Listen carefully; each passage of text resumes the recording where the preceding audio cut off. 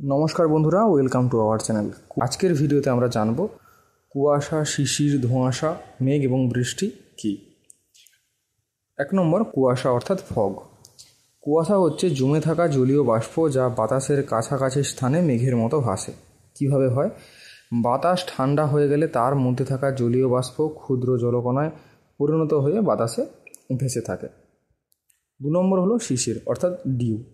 শিশির হলো জলবিন্দু যা ঠান্ডা রাতে ঘাস, পাতা বা অন্যান্য ঠান্ডা জিনিসের ওপর জমে। কিভাবে হয়?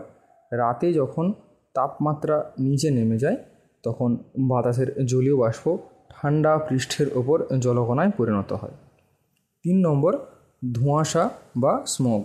ধোঁয়াশা হচ্ছে স্মোক ও কুয়াশা অর্থাৎ ফগ মিলিয়ে তৈরি এক ধরনের দূষণযুক্ত কুয়াশা। কিভাবে হয়?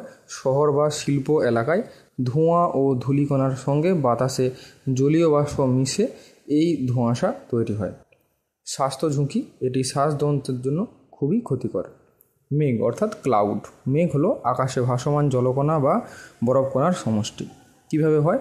সূর্যের তাপে জল বাষ্পে পরিণত হয়ে উপরে উঠে ঠান্ডা হয়ে জলকণায় রূপ নেয় এবং মেঘ তৈরি হয়। 5 নম্বরে বৃষ্টি। বৃষ্টি হলো আকাশ থেকে জলকণা ঝরে পড়া। কিভাবে হয়? মেঘে জলকণা বড় ও ভারী হয়ে তার নিচে পড়ে আসে, এটি হলো বৃষ্টি।